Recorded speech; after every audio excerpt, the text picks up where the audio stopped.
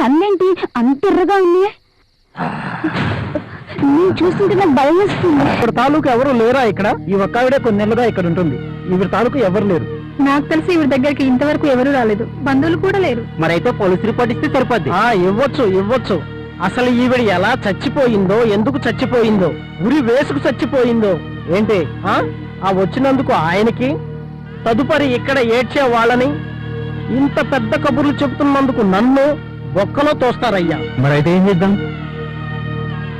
ఇక్కడే పక్కనున్న medical officer దగ్గరికి వెళ్ళి చెప్దాం.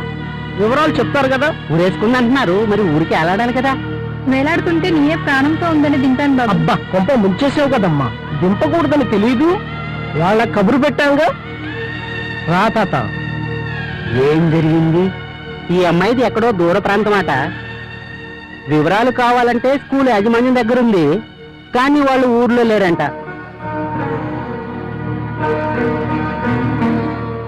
మరైతే ఇప్పుడు ఏం చేద్దామయ్యా? ఏం చేద్దాం? దహనం చేయడానికి ఎవరు ముందుకు వస్తారు? నేను చేస్తాను.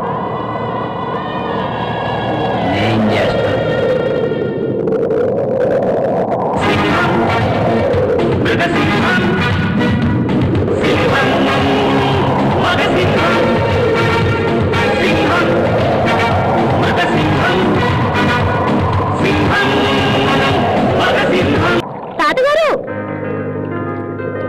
ఎక్కడికి? కుమ్మరిపాలెం ఒడ్డుకి. అయితే ఎక్కువ.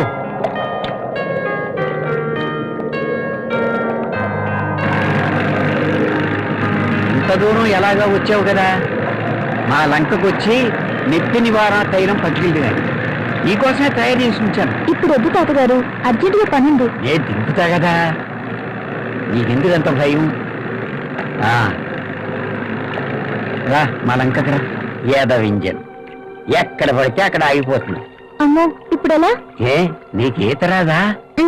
నువ్వేం భయపడకు, నేను చూస్తాగా. ఇది ఎప్పుడు ఇంతే, నాకు తెలుసు. నేను చేస్తాగా. చూడు, స్టార్ట్ అయిపోయింది. ఏంటి మళ్ళీ అయిపోయింది? ఏమీ లేదమ్మా, ఇంజను అప్పుడప్పుడు సరిగా పని చేయట్లేదు. నేను సరి చేస్తాగా, నువ్వేం కంగారు పడుకో.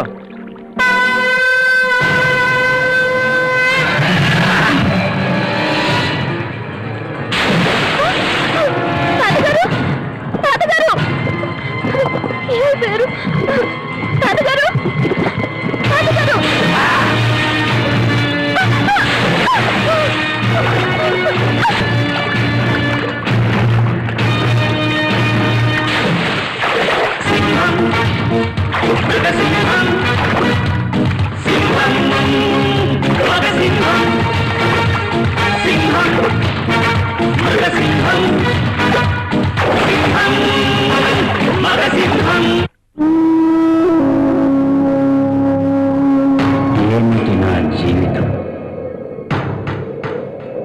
ఎందుకు నా జీవితం ఇలాగైపోయింది? ఈ క్రూరత్వానికి అంతం లేదా? ఎందుకు ఈ జీవితాన్ని అనుభవిస్తున్నాను? ఎలా మొదలైంది నా జీవితం? ఎలా మొదలైంది నా జీవితం?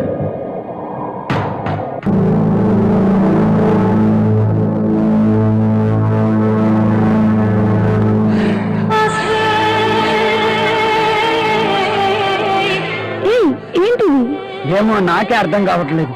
నాలో ఏదో తెలియని ప్రళయం, ఆచరణలో, ఆవేశంలో, నిగ్రహంలో నాలో చాలా మార్పు వచ్చింది. దానికి నువ్వే కారణం. నేనేం చేశాను?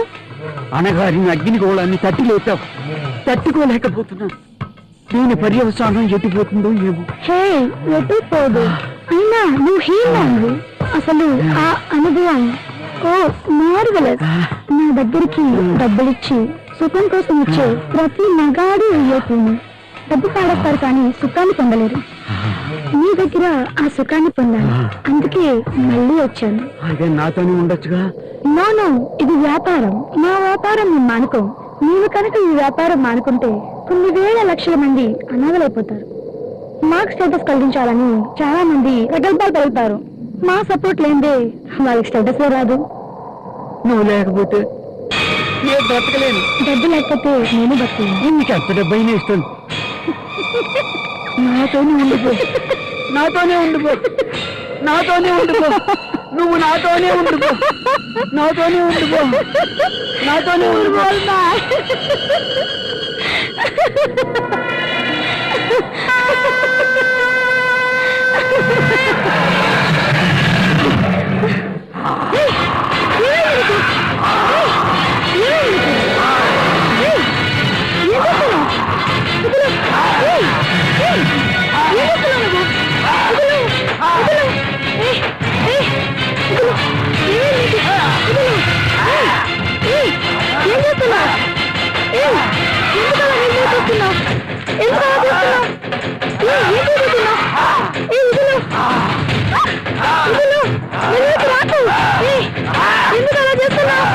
ఏమైంది నీకు?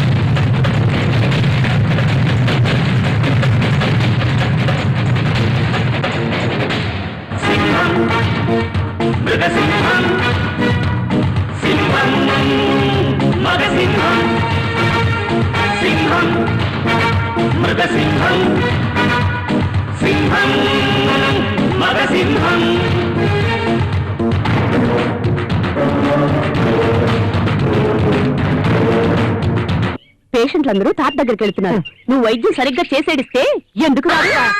ఉండవే. డాక్టర్ గారు, డాక్టర్ గారు నమస్కారం అండి. ఏంటండి ఏంటి నీ ప్రాబ్లమా? ఈ చుట్టుపక్కల పల్లెల్లో చీప్ రేట్ సేవ్ చేస్తున్న ఏకైక డాక్టర్ని. ఇదిగా నాలాంటి గ్రేట్ డాక్టర్ ఈ పల్లెల్లో ఉండడమే గొప్ప. అతిక బిళ్ళతో ఈ గిరాకి పోయిందంటే నీ బుర్ర గిరగిరా తిప్పేస్తాను. ఒక ఇంజెక్షన్ 4 టాబ్లెట్స్ 100 రూపాయలు మాత్రమే. రేట్ పెంచినవి. ఇదిగా ఏంటి నీ ప్రాబ్లమా? 2 రోజుల నుంచి జ్వరం అండి, విరోచనాలు కూడా. అలాగా ఉండు చెప్తాను. అర్థరుగా అదే. ఓహో అవును. ఇదిగా 3 రోజుల నుంచి జనక పాయల మధ్యన. అయ్య బాబాయ్ ఎలా కనిపెట్టేశారండి. ఉప్పు కారం శరీరం కదండి, మా ఆవిడ లేదని ఎంకమ్మతో మీరేదో అన్నారు కదండి. బాజే జనక పాయల బాజే అదే అయిపోయింది. ఒక ఇంజెక్షన్ 4 టాబ్లెట్స్ 100 రూపాయలు మాత్రమే. నాకొద్దా, ఆవిడకేనండి. అదే ఇక నీ పని అయిపోయింది. ఇంతకీ నాకేమైంది డాక్టర్ గారు? నీకు హెచ్ఐవి వచ్చింది అంటే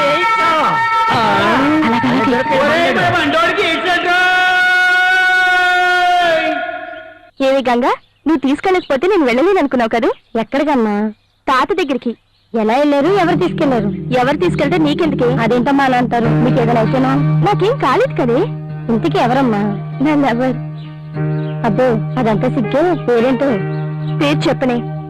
నాకు తెలుసులే అమ్మా, సీన్ బాబే కదా. ఏమి నా సెలక్షన్ బాలేదా? బాగానే ఉంది కానీ. కానీ ఏంటి?